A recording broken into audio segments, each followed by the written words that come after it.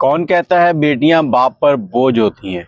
बेटियां तो बाप के बाजू होती हैं, बाप का फख्र होती हैं। आज शूजाबाद की मिट्टी ने एक ऐसी दास्तान लिखी है कि जिसे सुनने के बाद हर आंख जो है वो अश्कबार हो जाएगी। अस्सलाम वालेकुम, कैसे हैं आप लोग। मैं आपके साथ अदनान और आज एक बाप बेटी की कहानी आपसे सुनाने जा रहा हूं जो दुनिया के लिए एक मिसाल बन गई। शूजाबाद के इलाके राजा राम का रिहायशी खलील अहमद, जो कि जिल्द के आर्जे में मुब्तला था, 50 साल से ज़्यादा की उम्र गुजार चुका था। डॉक्टरों ने जब उसकी तशखीस की, मुआयना किया, तो पता चला कि उसका जिगर जो है वो तकरीबन ख़त्म होने के नज़दीक है। डॉक्टरों ने फौरी तौर पर यह कहा कि अगर आप जिगर ट्रांसप्लांट नहीं करवाते तो आपको बचाना मुश्किल है।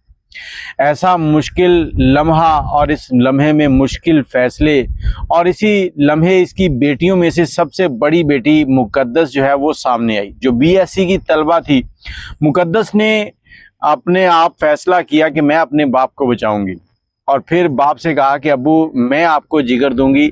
और मैं आपको बताता चलूं कि जिगर वो जिस्म का वाहिद हिस्सा है जो वक्त के साथ साथ बढ़ना शुरू होता है और दोबारा अपने आप को मेंटेन कर लेता है। अगर आप जिगर किसी को ट्रांसप्लांट कराते हैं तो आपका जिगर कुछ वक्त के बाद फिर उतना ही हो जाएगा जितना आपका जिगर था पहले।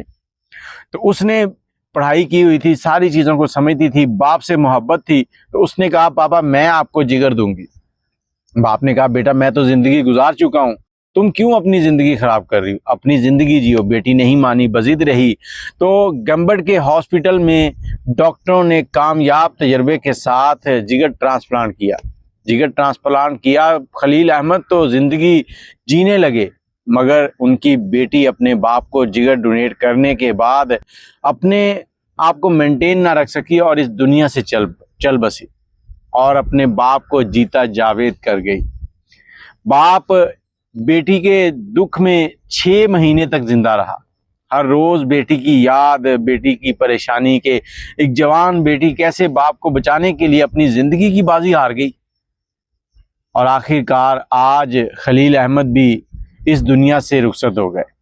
खलील अहमद के जनाजे में वहाँ के इलाके के लोगों ने बहुत कसीर तादाद में शिरकत की और हर जुबान पर एक ही जुमला था, आज बाप भी बेटी के गम में चला गया। मैं आप लोगों से ये कहना चाहूँगा कि जैसे आपकी अपनी बेटी होती ना, वैसे ही सबकी बेटियों को बेटी समझा करें। कई बार होता है कि हम बेटे के लिए बहू ब्याह कर लाते हैं और उस बहू को बहू ही समझते हैं, हम उसे बेटी समझ ही नहीं पाते।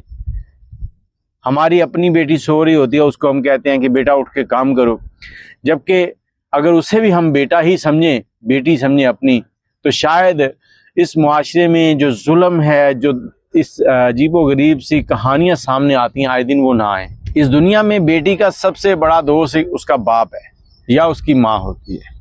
और आज मैं आप सबसे यही कहना चाहूँगा कि बहुत से ऐसे मेरे दोस्त हज़रात हैं जिनके माँ बाप हयात हैं, लेकिन उनको उनके पास बैठने की टाइम नहीं मिलता। और कई बार ऐसे होता है कि उनकी ज़िंदगी के मामलात ऐसे होते हैं कि वो इस चीज़ को एडजस्ट ही नहीं कर पाते कि अपनी माँ के पास, अपने बाप के पास बैठ सकें, जबकि वो उनसे मोहब्बत बहुत करते हैं। तो खुदारा उनके मरने का इंतज़ार न करें, मरने से पहले अपनी आदतें बदलें, अपनी माँ बाप की खिदमत करें, ताकि आपके बच्चे आपकी खिदमत करें और आपकी आखिरत अच्छी हो जाए और आपके माँ बाप की ज़िंदगी आसान हो जाए। दुआओं में याद रखिएगा और खलील अहमद और उनकी बेटी मुक़द्दस के लिए दुआ कीजिएगा। अल्लाह पाक उनकी मग़फ़रत फरमाए और इस दुनिया से जितने भी लोग रुखसत हो चुके हैं, अल्लाह पाक सबकी मग़फ़रत फरमाए। आमीन।